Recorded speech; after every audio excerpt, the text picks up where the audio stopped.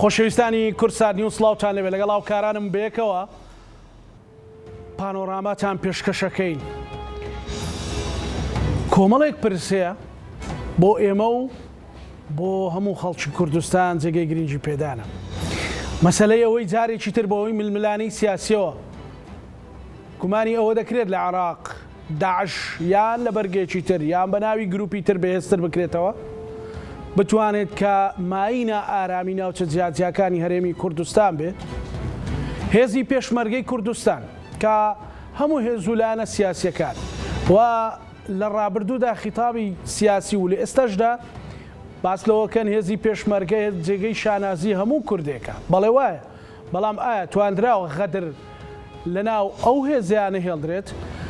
بەڕاستی شانازیکردن بە پێشمەرگە و خزمەتکردن بە هێزی پێشمەرگەی کوردستان بۆ ڕوبەڕووبوونەوەی هەر مەترسێک کە لە ڕابردوو کردویانە و ڕۆحی خۆیان کردوتە قوربانیە و خاکە خزمەتکردەکانیان ئاوا ئەبێت وەکو ئەوی ئێستا هەیە؟ خزمەتکردنەکانیان ئاوا بێ بە دوو مانگ موچەیەک وەربگرن یان خزمەتکردنیان بە جۆرێکی ترە، بریتە لە یەخستنەوە، بریتە لە تەسلیحکردن و بریتە لە ئەوەی کە شوێنی نیشتە جێبوون و مەقەڕاتەکانیان ڕێک و پێک بێن و موچەکانیان ڕێک بێت. هەموو ئەوانە لە چه حاڵەتێکدا هێزی پێشمەرگەی کوردستان جێگەی متمانەی وڵاتانی ئەوروپا و ئەمریکایە یان هاوپەیمانانە بۆی بتوانێت لە ئاسمانەوە یان لە تەدریبەوە هاوکاری هێزی پێشمەرگەی کوردستان بکەن لەگەڵ بەڕێز جەبار یاوەر شارەزا پسپۆڕی سەربازی و ئەمینداری پێشووی وەزارەتی پێشمەرگەی کوردستان گفتوگۆ دەکەین لەو دیدارەدا. کاک جەبار زۆر بەخێر بێ. سپاس بۆ دەرفەتە. سپاسی ئێوەش دەکەین. ئێستا دەستکراوەتری وانە پۆست و بێگومان سەرکەوتوبی هەر لە فەرماندەی ئەوانە هەر هەیت خۆسبەینە شەڕێک بێکیت یەخەتەگرن کاک جەبار وانە بەڵام پۆستە هینەکەت نەماوە مەکتەبیەکەیە تەنها پۆستە حکوم یەکەم نەماوە دەنا ئەرکەکانم وەکو پێشمەرگەیەک هەرماوە تا ئێستا. بەڵێ مۆفەق بن سەرکەوتوو بن لەوە دەست پێ بکەین با لە هێزی پێشمەرگەوە دەست پێ بکەین. بەڕاستی گرنگیدان و خزمەتکردنی پێشمەرگە دروشمە یان لای جەنابەت تەفاسیلەکەی چییە؟ بێگومان نابێت دروشم بێ، دەبێت شتێکی واقعی بێ. ئەگەر ئێمە بمانەوێ لە هەرێمی کوردستان هێزێکی پرۆفشناڵی سەربازیمان هەبێ یعنی وەکو سوپا، چونکە هێزی پێشمەرگە جێی ئەرکی سوپا بینێ وەکو لە عێراق و لە هەمان شت لە هەموو وڵاتانی دنیا، چونکە ئێمە لەگەڵ هێزی پێشمەرگە هێزەکانی ناوخۆمان هەیە، پۆلیس بە هەموو جۆرەکانیمان هەیە، هێزی دژە تیرۆرمان هەیە، هێزی ئاسایشمان هەیە، ئەوانە هەمویان دام و دەستگای ئەمنین. بەڵام ئێمە وەکو هێزی پێشمەرگە جێی هێزێکی سوپایی ئەبینین وەکو کە هەیە. لەبەرەوەی ئەبێت ئەو دروشمەی کە هەیە دروشمێکی فقط بۆ ڕاگەاندن نەبێت، بەڵکو لە واقعدا جێبەجێ بکەین بە تەواوەتی و هێزەکەمان بکەینە هێزێکی پرۆفشناڵ بەتایبەت بۆ پێویستی پاراستنی هەرێمی کوردستان لە هەر مەترسیەک. ئەگەر بێمە سەر حەقیقەت وەکو واقع لەوەی کە من بڵێن ڕەنگە بتوانم بڵێ هەموو ژیانم لە ناو هێزی پێشمەرگەی کوردستان بووە،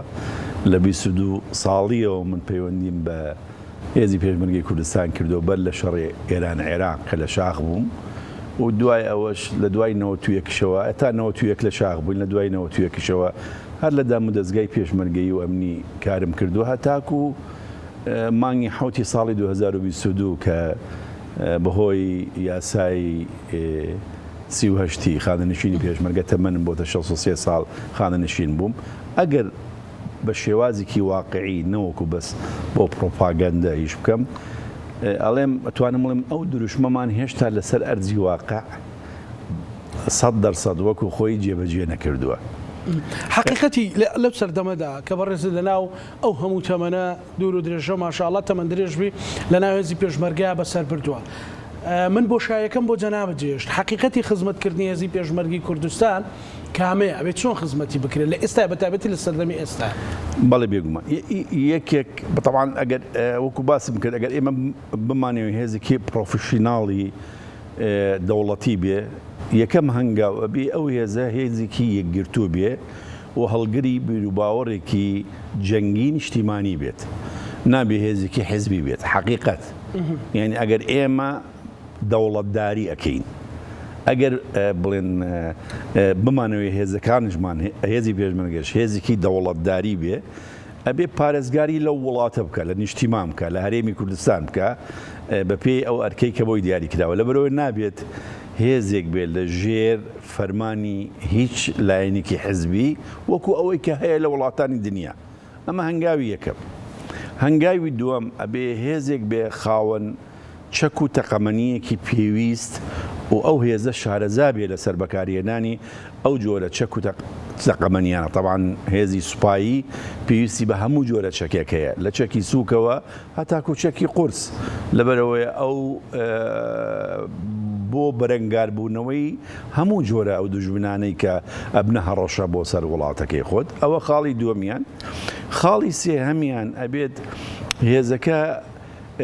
بڵێن هێزێکی مەشقکراو بێت شارەزا بێت لە سەر شێوازەکانی جەنگ و هەموو جۆرە جەنگێک چونکە ئێستا جەنگەکان شێوازیان گۆڕاوە تۆ جەنگی تیرۆریستانەکەی تیرۆریستان شێوازێکی جەنگی هەیە جەنگی ناوشارە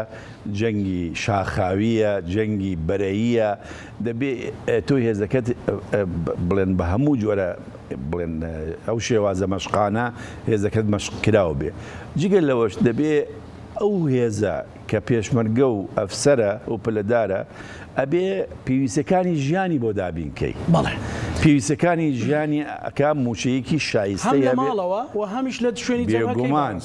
ئەوەی کە پەیوەستە بە ماڵەوە ئەو کەسە جەنگاوەرە پێویستی بە موچەیەکی مانگانەی هەیە بۆ ئەوەیە کە خۆی و ماڵ منداڵەکەی پێبژی و ئەو موچەیە بە بەردەوامی نەوەکو بە پشڕپشتی بە بەردەوامی پێ بدرێ جگەل لەوەش دایمەن سەرباز لە هەموو هێزێکی دنیاییدا پوشاکی جەنگی هەیە پوشاکی جەنگی ئەکا لە خوارەوە یعنی بڵێم پەرژیم بێ لە پێڵاوەکەی پۆستاڵەکەی هەتاکو ئەگاتە خوزە سەربازیەکەی یان بێریەکەی ئەبێ هەموو ساڵێک دوو جار بۆی دابینکەی هی زستانە و هی هاوینە ئەوانێ ئەبێ سەربازگەی هەبێت سەربازگەیەکی مۆدرن کە بتوانی تێدا بژی لەو سەربازگەیە هەموو پێویستەکانی ژیانی تێدا بین کرابێ ئەبێ خواردنی پێویستی هەبێ کە ئەمێنتەوە لە سەربازگەکەی ئەبێت پێویستی پزیشکی هەبێت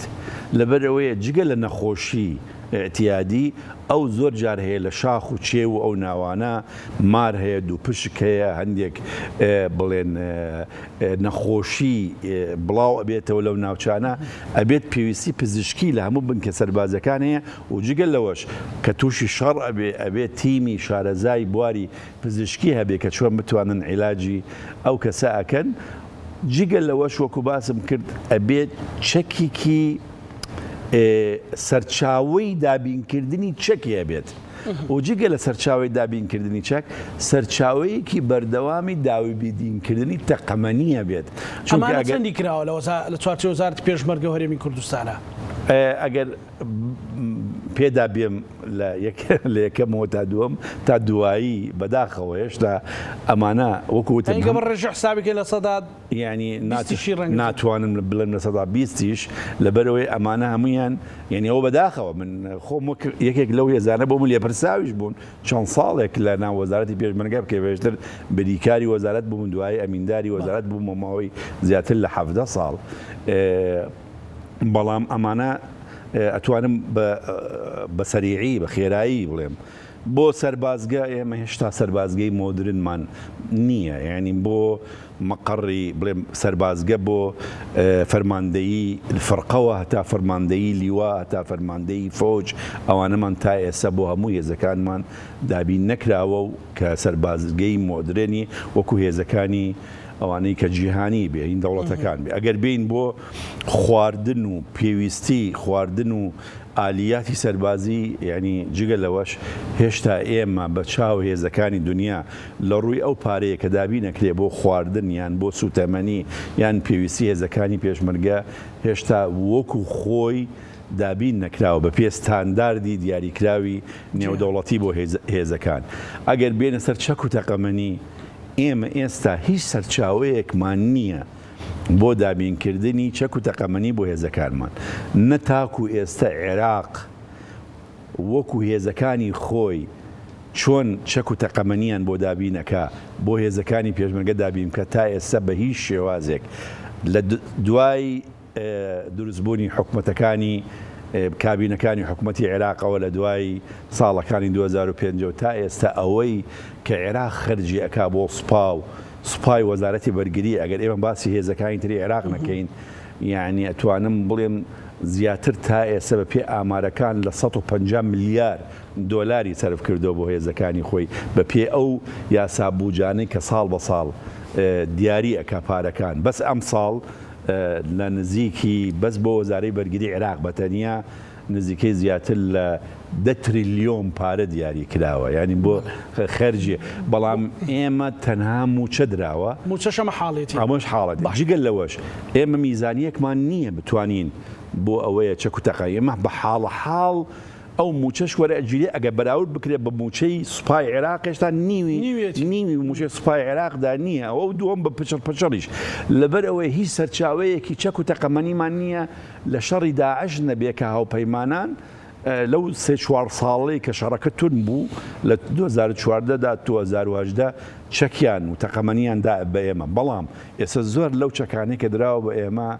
تەقەمەنیەکەی نییە چونکە ئەوان ناینێرن ئێستا وەکو بۆتە ئاسنێک لە ناو هێزەکانی عێراقیش تا ئێستا نا لە پرۆسەی چەکدارکردنی هێزەکانی وەزارەی بەرگری حساب بۆ ئێمە بۆ هێزی پێشمەرگەش دەکا نەڕێ ئەدا تا ئێستا هێزەکانی پێشمەرگەی کوردستان یعنی سەرچاوەیەکیان بێ بۆ کڕینی چەک بۆ کڕینی ینی بڕۆین عەقد بکە یعنی ئەمانە ئەتوانم بڵێم بەس مەشقەکان بەهۆی هاوپەیمانانی نێودەوڵەتیەوە بەڵێ ئەو مەشقانە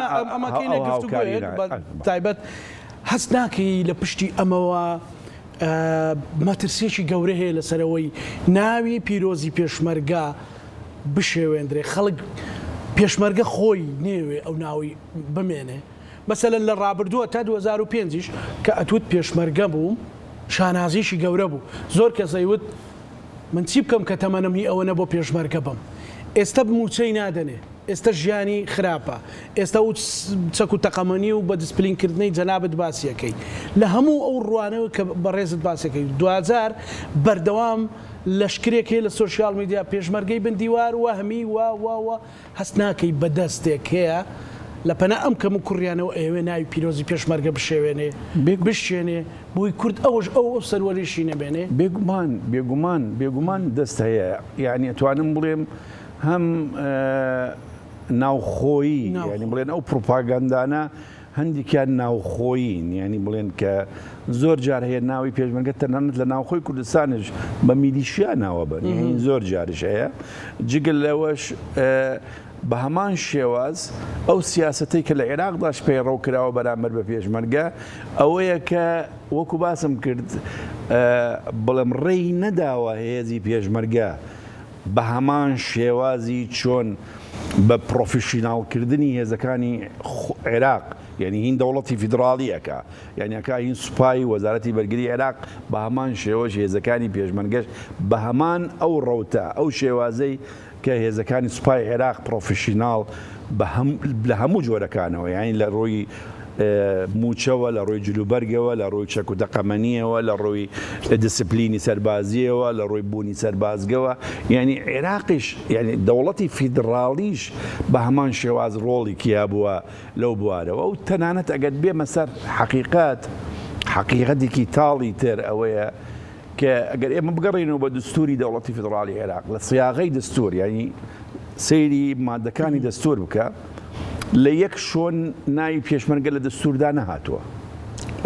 مەسەلەن لە ناو دەستوردا ناوی سوپا هەیە عێراق ناوی هێزەکانی ناوخۆ هەیە ناوی دام و دەستگای ئاسایشی عێراق هەیە بەڵام ئێمە تەنها لە بڕگەی 5 مادەی 121 دەستور ئەڵێ هەرێمەکان ینی هەموو هەرێمێک لە عێراقدا مافیان هەیە کە 3 جۆر هێزیانە بێ پۆلیس لەگەڵ هێزی ئاسایش ینی ئەمن لەگەڵ پاسەوانی هەرێم ناوی پێشمەرگە بە پاسەوانی هەرێمەکان هاتووە مەسەلەی پاسەوانی هەرێمیش 1 جۆرە هێزیانە بێ پۆلیس لەگەڵ هێزی ئاسایش یعنی ئەمن لەگەڵ پاسەوانی هەرێم ناوی پێشمەرگە بە پاسەوانی هەرێمەکان هاتووە بڵێن جۆری تەفسیری ئەم بڕگەیە لە یاسادا جیاوازە لە نێوانی هەرێم و لە نێوانی حکوومەتی فیدراڵی عێراق. حکوومەتی فیدراڵی عێراق بەهێزێکی ناوخۆیی ناوی ئەبە ئەڵێ دەستور وتوێتی پاسەوانی هەرێم، یعنی ئەبێ هێزێک بێ وەکو هێزی پۆلیس بێ، بەڵام وەکو ئەم پۆلیسە فیدراڵیەکەیە لە عێراقدا. مشکلەشیان نیە لەگەڵ ڕقەمەکەی با بێگومان ئەوان کێشەیان هەیە، ئەوان بە بەردەوامی ئەیانەوەی یاسایەکی نێودەوڵەتی بەسەر ئێمەدا بسەپێنن کە بەسەر عێراقی فیدراڵدا نەسەپیوە، ئەوەیە کە بەسەر هێزەکانی فیدراڵی عێراقدا هەموو جارێک هەتا ئاخر یاسای موازنەی ساڵی 2023 تا 2026 تا 2025 ئەڵێ باسی بودجەی هێزەکانی پێشمەرگاکە، ئەڵێ بودجەی هێزەکانی پێشمەرگا ئەبێتە بەشێک لە هێزەکانی پیادەی عێراق بە پێ ڕێژەی سوکانی، یعنی بە پێ ڕێژەی دانیشتووان. ئەم موشەیە چییە بە پێ ڕێژەی دانیشتووان؟ لە دنیادا بڵێن هینێکەیە ڕێژەیەک هەیە بۆ بوونی هێزی چەکدار ستانداردێکی عالەمیە. ئەڵێ بەڵام 100,000 کەس 50 یەک کەس ئەبێ نا 50 کەس یەک کەس چەکدار بێت. ئەگەر ئێمە حسابی ئەو ڕێژەیە بکەین، یعنی هەرێم لە حدودی 23 تا 25,000 ئەبێ پێشمەرگەی هەبێ و خۆشیان لە یاسای بودجەی پێش 2023 وایان دانابوو کە موچەی 23,000 پێشمەرگە سەرفەکەن فقط. یعنی ئەوان وا لەو بڕوایەدان دەبێت هێزی پێشمەرگە خۆشیان وایان کردو ئەو یاسایان بۆ سەسپە ئەوان ئێستا ئاژماری هێزەکانی عێراق بکەی بە هێزی پۆلیس و پۆلیسی فیدراڵی و حەشدی شەعبی و هێزەکانی وەزارەتی بەرگری سوپای عێراق ئێستا گەیشتوتە نزیکەی 1,400,000 تا 500,000 کەس لە عێراقدا. ئەوانیش پەیڕەوی ئەم ڕێژەیە نێودەوڵەتیان نەکردووە. بێگومان وەکوتم هەم دەوڵەتی فیدراڵی عێراق ڕۆڵی هەبووە بۆ ئەوەی کە نەهێڵێ هێزی پێشمەرگەی کوردستان بەرەو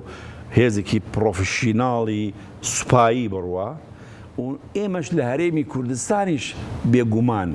ئێمەش دەستمان هەبووە، یعنی وەکو ناوخۆکە نەمانی هێشتۆ هێزەکەمان هێزێکی پرۆفشیناڵی بەپێ ئەو یاسایی بەس بپێ ئەوەی کە لە دەقانی کە لە دەستور هاتووە و ئەوەی کە لە بودجەش هاتووە، مەسەلەن ئەوەی کە ئێستا ئەنێرێت جارێت چاوپۆشیە، مەسەلەن ڕەنگە ڕۆژێک بێن ئەو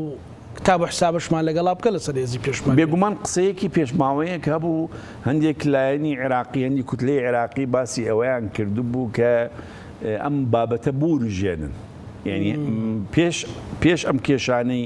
بودجە کە کێشەی بودجەی گشتی هەبوو لە نێوانی هەرێم و لە نێوانی حکوومەتی فیدراڵی عێراق، یەکێک لە بابەتەکان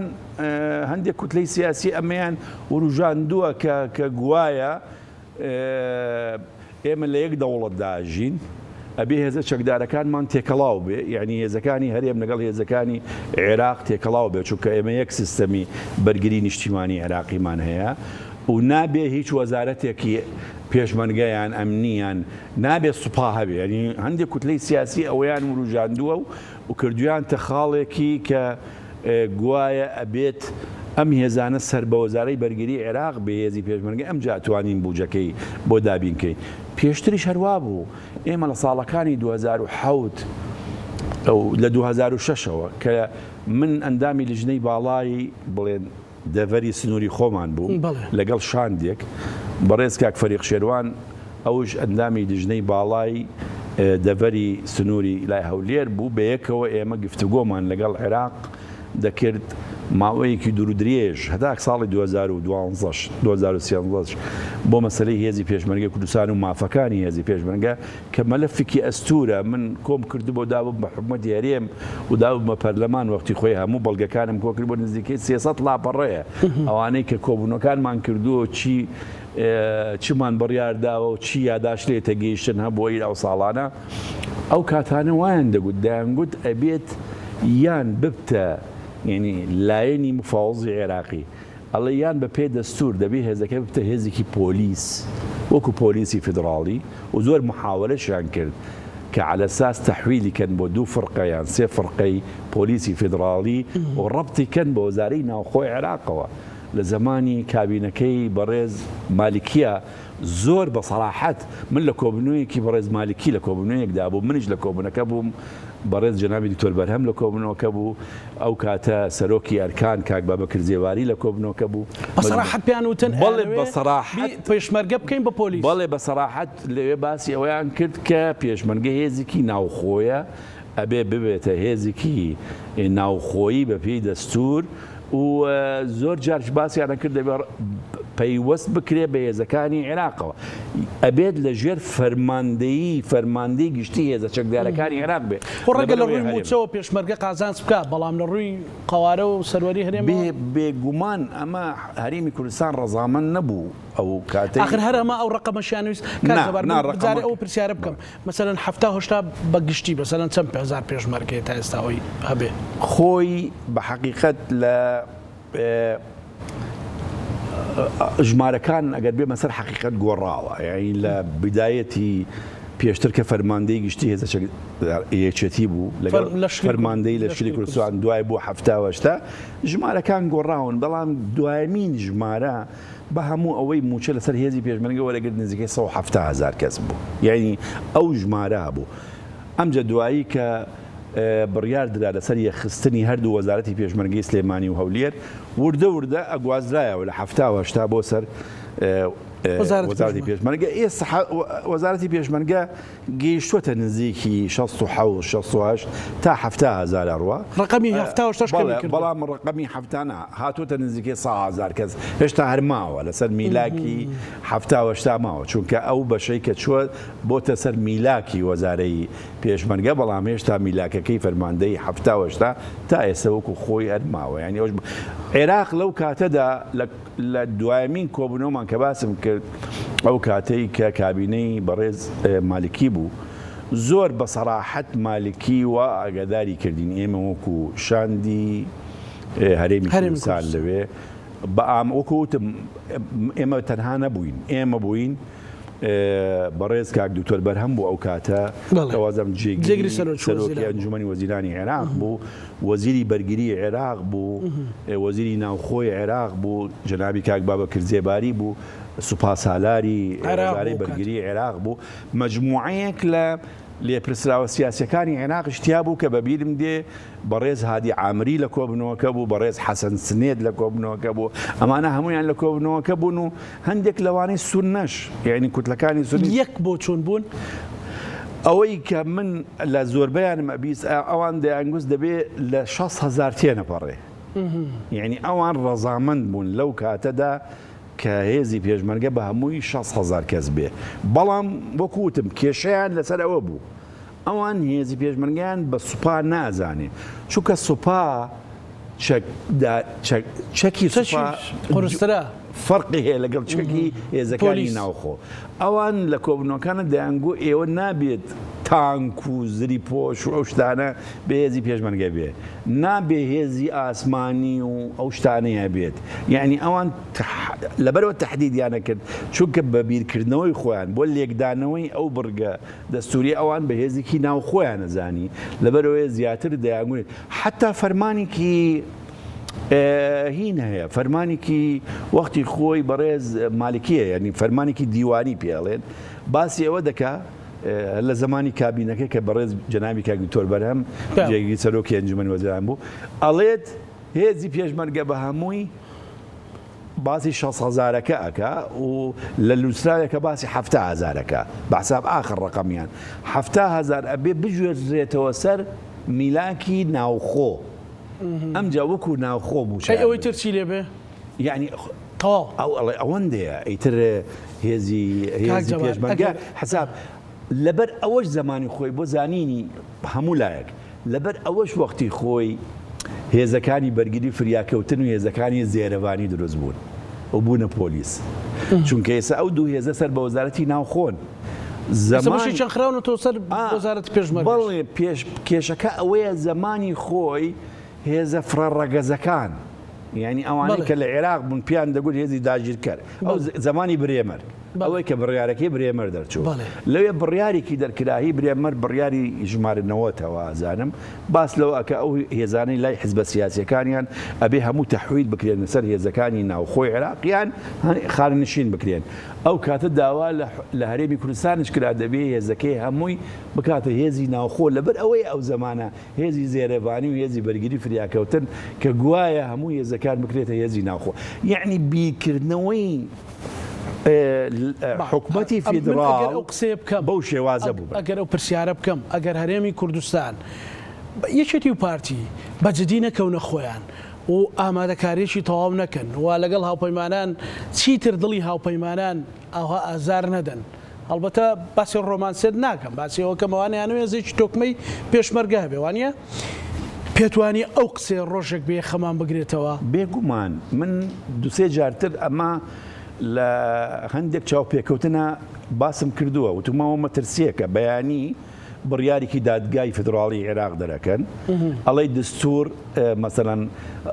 ڕێ نادا حزبی سیاسی هێزی چەکداریە بێ ئەیە بەڵێ یاساکانی عێراق خۆیان تەطبیقیان کردووە بۆ خۆیان بەحسابی خۆیان ئەوان هێزەکانیان لانی کەم توانیویانە چوارچێ ئەوان چیان کردووە هەموو هێزەکانی خۆیان داوەتە فەرماندەی هێزەکانی حەشدی شعبی و ڕەبت کردویانتە دەستگایەک سەر بە حکوومەتی عێراق و فەرماندەیەکیان بۆ دروست کردووە و ڕەبتیان کردووە بە فەرماندەی ئۆپەراسیۆنە هاوبەشەکان و یاسایەکیشان بۆ ئیقرار کردووە لە پەرلەمانی عێراق وەکو یاسای فەرماندەی هێزەکانی حەشدی شعبی لە پەرلەمانی عێراق ئەو یاسای لە ساڵی 2016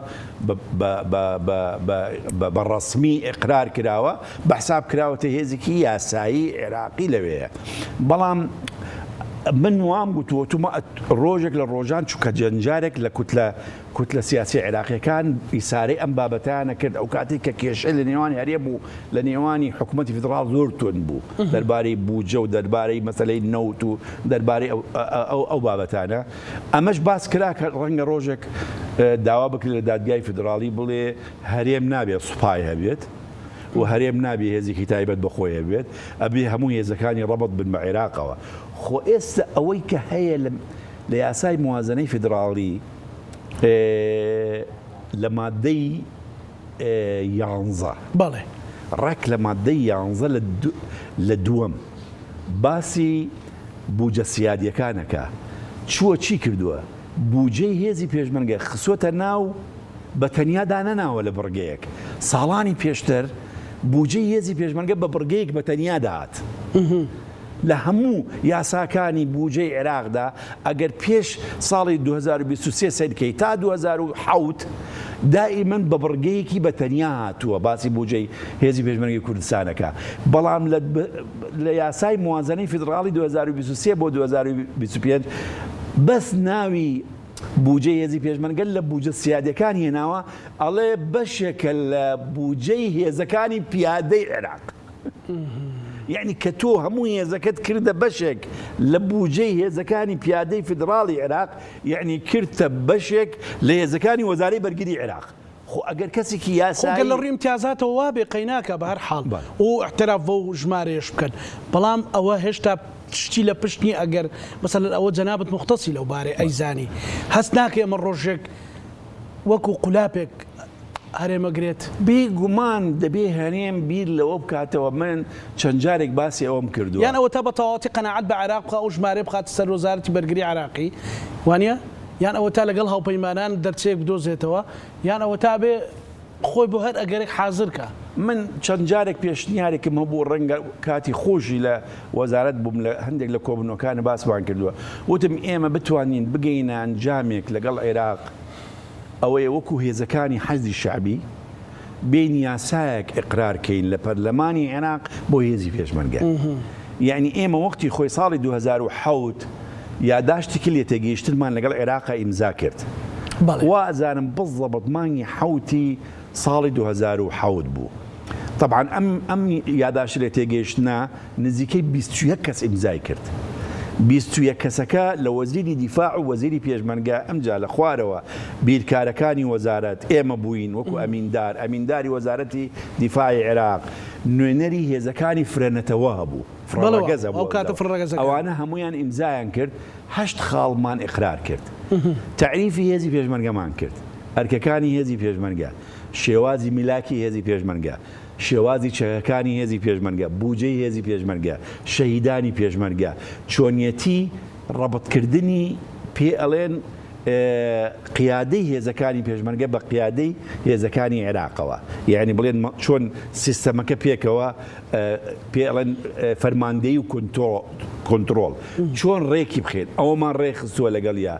ئەمجا دوایی هێزەکانی پێشمەرگە چۆن بەشداری مەشقەکەن 8 خاڵ بوو ئێمە ئەگەر کاتی خۆی و ئێستا چەند جارێک باسم کردووە ئەگەر ئەو وەسیقە کۆنەی کە ئێمە 21 کەس ئیمزامان کردووە وەکو ڕەسمی وەختی خۆی لەلایەن بەڕێز جنابی سەرۆکی هەرێمەوە کە بەڕێز جنابی کاک مەسعود بەرزانی بۆ ئەو کاتە بە کتابێکی ڕەسمی سەرۆکایەتی هەرێم تەوجیهی ئەنجومەنی وەزیرانی حکوومەتی فیدراڵی عێراق کرد لە زمانی کابینەی بەڕێز مالکی و ئەبوایە لە ئەنجومەنی وەزیرانی عێراق وەکو چۆن یاساکەی حەجی شعبی مناقشە کرا دەبایە ئەو 8 خاڵە مناقشە بکرێ و بدرێ بە پەرلەمانی عێراق پەسەند بکرێ ئەگەر ببوایە بە یاسایەک ئێستا واقعی هێزی طبعا ئێمە ژمارەکەشمان دیاری کرد بۆ زانین متفق بوون لەسەر بەڵێ ئەڵێن 21 کەس لە هەردوو لای ئیمزامان کرد متفق بوون لەسەر و ئێستش هەیە لای منیش هەیە و لای حکوومەتی هەرێمیش هەیە و لای پەرلەمانی کوردستانیش هەیە و لای سەرۆکایەتی هەرێمیش ئەو وەسیقەیە هەیە لای هەموو لایەکەی و لای عێراقیش هەیە و ئەم ساڵیش بە هەمان شێواز ڕێز کاک هەرێم داوای کرد وەکو بەڵگەیەک وەکو وەسیقەیەک نردوومە تەنانەت بۆ ئەو چونکە ئەو لە لیژنەی ئەمن و دیفاع بوو ئەم وەسیقە گرنگەی کە نردوومە بۆ ئەو لەسەر ڕقەمەکە لەسەر چەند ئێمە ڕێک کەوتین ئەو کاتە لەسەر 100,000 پێشمەرگە لە ئەرک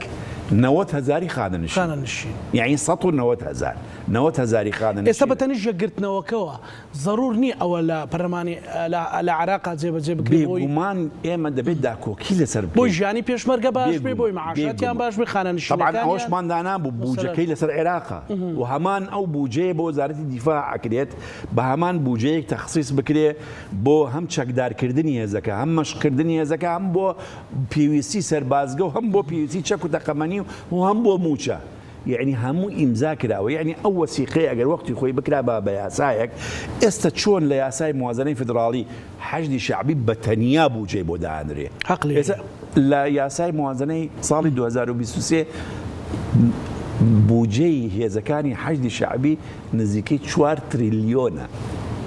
بۆ پێداویستەکانیان بۆ موچە و پێداویستەکانیان 4 تریلیۆنە ئێمە هێزی پێشمەرگەی کوردستان ئێستا هەموو بوجەکەمان بەس بۆ موچە 300 و نزیکەی 26 ملیارە حکوومەتی عێراق بە 1000 حاڵ و حواڵە و بە 1000 لیژنە ئەمجا دێت ئەینێرێ خەرجی ئەکایان ئەوانە یعنی لەبەر ئێمە نەبەس 300 ئەوەندە ملیارە یعنی بڵێم بەحساب بۆ هەموو هێزە چەکدارەکانی هەرێمی کوردستان نەبەت بۆ هێزی بۆ هەموو هێزەکان ئەوانەیە کە ئەوەندە سەرفەکە من ئەڵێم بەس هێزی حەجی شعبی کە ساڵی 2016 ئیقرار کرا یاساکە بۆی ئێستا لە هەموو ساڵێک موازنەی تایبەتی حەجی شعبی موازنەی استثماری و موازنەی بڵێن ئەوانەی کە بۆ موچە ئەدرێت تەرخانە کرێت هەمووی دیاری ئەکرێ پاری بۆ چەک و تەقەمەنی بۆی دیاری ئەکرێ بۆ ئەوەی کە چەند پێویستێتی ئێمە ئەگەر ئەوە قرار بکرا باە وەکو یاسایەک ئەگەر ئەو ئەقرار بکرا بە ئەتوانی پێشمەرگە هێز چەکیش بکڕێت بێگومان ئەو کاتە ئەگەر ئەوە قرار کرا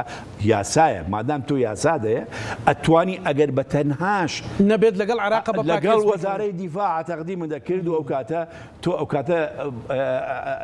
عقد دەکرد لەگەڵ شەریکاتی ئێستا ئەوە تا ئێمە لەناو هەموو ئەوانەوە هاتوینە سەرەوەی لەسەر لیستی موچە شەڕەکەی لیستی موچە نێررا نەنێررا ناوی بێگومان کاک جەبار بە ئەمانە تۆ بەڕێز ئەمینداری گشتی وەزارەتی پێشمەرگە بووی ناوی وەهمی و بندیوار و ئەوانە زۆرە لە ناو هێزەکانی 78 بە حقیقەت ئەگەر بڵێن وەکو ناوی وەهمی ناتوانم بڵێم ناوی وەهمی خۆی کێشەی گەورەی حکوومەتی هەرێم ئەوەی دەرخرا ئێمە یاسایەکمان هەبوو ساڵی 2023 یاسای ژمارەیەکی ساڵی 2023 پیان ناویان نا یاسای چاکسازی هەرێمی کوردستان چەند خاڵێکی وەزارەی پێشمەرگە ئەگرتەوە لەو کاتێک کۆبنەکانمان نزیکەی 5 خاڵی ئەگرتەوە علاقی بە خانەنشین و بوجە و یەخستن و ئەوانەی هێزەکانی پێشمەرگە بوو ئێمە دەرکەوت لە هێزە چەکدارەکانی هەرێم نەبەس هێزی پێشمەرگە پاسەوان زۆرە پاسەوان ئەخرانە سەر ئەوەیە کە ئەم پاسەوانانە ئەرکی حەقیقی فعلی جێبەجێ ناکەن لەبەرەوەی ژمارەکەی مەسەرەن زۆر جار لە هەرێمی کوردستان لێپرسراوە باڵاکانی حکوومەتی هەرێم باسییان دەکرد کە لە هەرێمی کوردستان نزیکەی 50,000 پاسەوانەیە. ئەمجا ئەم پاسەوانانە وا دانرا کە ئەمانە ئەرکی فعلی جێبەجێ ناکەن لەبەرەوەی زۆر جار ئەم زەڵجە دروست دەبوو لەسەر مەسەلەی بوونی هێزی وەهمی خۆی ئەگەر بێتە سەر حەقیقەت هێزی نەعەدالەتی ڕەنگە لە دەوامکردنە هێزی وەهمی بە پێی ئابووری یعنی بە پێی قانونی ئابووری ئەوەی کە پێ ئەڵێن بێکاری داپۆشراو یعنی وشەیەکی ئاوری هەیە بە عەرەبی پێ ئەڵێن بەتاڵە مقەنعە بەڵێ بەڵێ لە بە کوردی ئەوەیە پێڵم بێکاری داب ئەم بێکاری داپۆشراوە چییە؟ خۆ هە لە ناو هێزی پێشمەرگە نەبووە مەسەڵەن نمونەت بۆ دێنمەوە هەندێک شت بڵاو کراوە بە ڕەسمی لە حکوومەتی هەرێم دەیانگۆ مەسەڵەن قوتابخانەیەک یان خوێندنگەیەک هەیە باخی نییە باخچەی نییە بەڵام 16 باخەوانی بۆ تەعین کراوە ئەمانە هەمویان ئەمانە هێزی کاری بەتاڵە مقەنعەیە مەسەڵەن مەکتەبە یەک فەڕاشی ئەوێ 20 فەڕاشی دادانا لە شوێنە هەتا لە مزێوری مزگەوتەکان لە مزێوری مزگەوتەکان بەڵام هێزی مەسەلەن بازەوە کرێ هێزی ڕۆژهڵاتی کوردستان و ڕۆژاوای کوردستان هەبووە لە ناو وەزارەتی پێشمەرگە ئەوانە پەیوەندیان حقیقەت پەیوەندیان بە وەزارەتی پێشمەرگە نەبووە موچەشیان لەسەر وەزارەتی پێشمەرگە نەبووە ئەو هێزانە زۆرینیان پەیوەندیان بە هێزی زێرەڤانیەوە بووە بەڵام زێرەڤانی هەر هێزی زێرەڤانی بوجەکەی لەسەر وەزارەتی ناوخۆیە وەکو بەرگری فریاکەوتنی خۆمانە بەرگری فریاکەوتنیش لێرە لەسەر وەزارەتی ناوخۆن خۆی ئەو دوو هێزەی بەرگری فریاکەوتن لەگەڵ هێزی زێرەڤانی بڕیار وابوو بکرێنە دوو فەرماندەی هێزی پۆلیسی ئامادە و ناوەکانیان لە زمانی ئەوەی کە جەنابی کاکەریم سنجاری وەزیری دامخۆ بوو ناونرا فەرماندەی هێزی یەکی پۆلیسی ئامادە و فەرماندەی دوی پۆلیسی ئامادە بەڵێ ئەوانن ینی ئەمانە ناوشیان نەبوو فەرماندەی یەکی پۆلیسی ئامادە فەرماندەی دوی پۆلیسی ئامادە بەڵام یعنی ئەم هێزانی کە باسەکرێن ئێستا لای ئێمە نەبوون لای باسەکرێن کە موچەکانیان بڕاوە ئێستا بە پێی ئەو دەنگ و باسانی کە باز دەکەم بێگومان تۆ حکوومەتی فیدراڵی عێراق داوای چی ئەکا بۆ لەستی مۆچە داوای کارتی نیشتیمانیەکە داوای ناوی دایکەکە داوای لەم دوایدە تەنانەت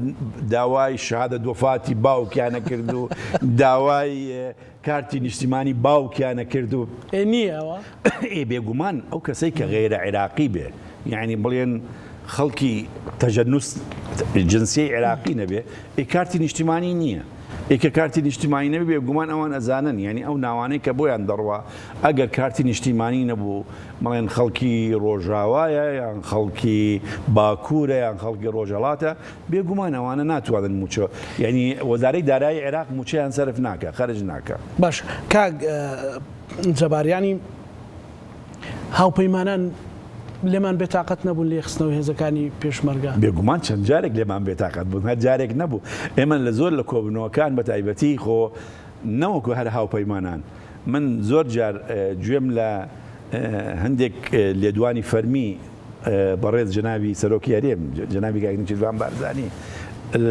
پاش کۆبوونەوەکانی لەگەڵ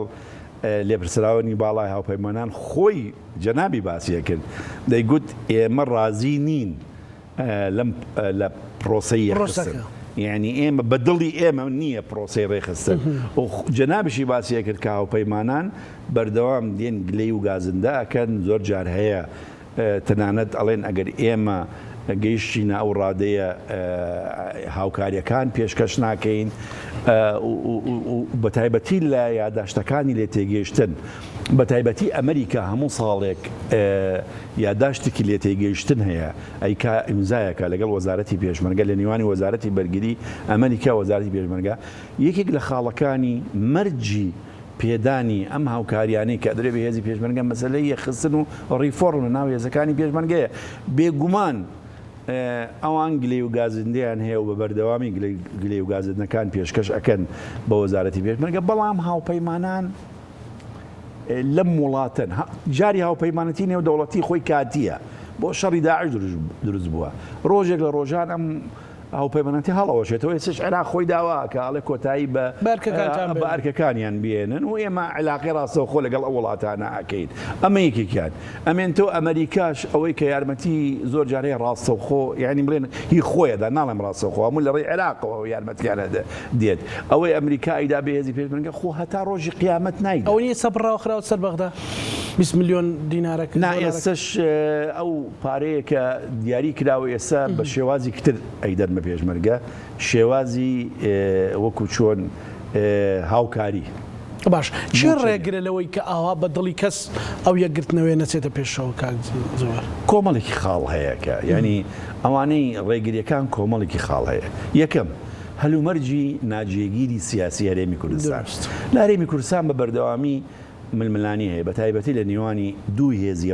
سەرەکی هەرێمی کوردستان هەم پێکهێنەری حکومەتن هەم خاوەنی هێزی چەکدارن کە یەکێتی و پارتیە بە بەردەوامی ململانی هەیە بە تایبەتی لەم ساڵانی دوایی ململانەکان زۆر تون بوون چونکە بیرکردنەوەی جیاواز هەیە دیدی جیاواز هەیە دیدی جیاوازە لە نێوانی پارتی وێچەتی لەبارەی حکومڕانی ناوخۆ پەیوەندی لەگەڵ حکوومەتی فیدراڵ پەیوەندی لەگەڵ وڵاتانی قلیمی چۆنێتی ئیدارەدانی وارداتی هەرێمی کوردستان ئەمە چۆنەتی هەڵبژاردن ئەمە دیدی جیاواز هەیە ئەمە بۆتە هۆکارێک بۆ ململانی ئەم ململانی وای کردووە پرۆسەی یەخستن و هێزی پێشمەرگە یان ڕیفۆرم پەک بخە یعنی ئەمە ڕۆڵێکی گەورەی هەبوو بە تایبەتی تەسیرێکی زۆری لەسەر وەزاری پێشمەرگەش هەبوو ئەوە بوو ماوەیەک وەزیری پێشمەرگە ساڵێک دەوامی ناکرد کێشەکانی ناوەزارەت زیاد کەس ئیسفادەکە لەو ململانەیە بێگومان ئەوانەی کە دژی ئەم پرۆسە ئیسفادەکەن ئەوانەی دوژمنی پێشخستنی هێزەکانی پێشمەرگەن و بە پرۆفشناڵکردنی هێزەکە ئەمە یەکێک لە هۆکارەکان هۆکارێکی تریش هەیە کە من هەموو جارێک ئەیڵێمەوە بە حەقیقەت هێشتا ئێمە دوو لایەنی سیاسی هەم پارتی هەم یەکێتی گومانمان لە یەکتری هەیە سقەیەکی هاوبەش نییە هیچ سقەیەکی هاوبەشمان بە یەکتری نییە لە مەسەرەن لە کاتی هەڵبژاردنا ئەگەر لایەنێکمان سەرکەوت ئاڵوگۆڕی دەسەڵات بەهێمنی ببێت لەبەرەوەی دایمەن پێمان خۆشە هێزی چەکدارمانە بێت ئەمجا دوای بیر لەوە ئەکەینەوە حیزبە سیاسیەکان ئەو دوو حیزبە سەرەکیە بیر لەوە ئەکەین تەرازووی هێزی سیاسیش لە هەرێمی کوردستان یان حکومڕانی بەندە ببوونی هێزی چەکدار و هێشتا خەلفیەتی بیرکردنەوەی لێپرسراوەتی سیاسی باڵای هەردوو حزب هێشتا بڕوای بەوەیە کە بە بێبوونی هێزی چەکدار ناتوانن بڵێن ئەو قووەتە سیاسیەمان نییە لە هەرێمی کوردستان ئەمجا دەبێ ئەمانە هەموو بگۆڕی ئەبێ بیرکردنەوەی حزبە سیاسەکان باڵای سیاسی حزبە سیاسەکان بگۆڕین ئەبێ هەوڵ بدەین سقە زیاتر بجێڕینەوە نێوانی ئەبێ هەردوو لا بڕوامان بەوە هەیە ئاڵوگۆڕی دەسەڵاتە لە دوای هەڵبژاردنەکان بەهێمنی بکرێ وەکو ئەوەی ئەکرێ لە وڵاتانی دنیا بینیمان بریتانیا بە یەک ڕۆژ کە حزبی کار هەر ئێوارەکە تەواو یەکسەر ڕئیسی وزەرا وازیێنە لەبەر ئەوەیە حەقیقەتێک ئەبێ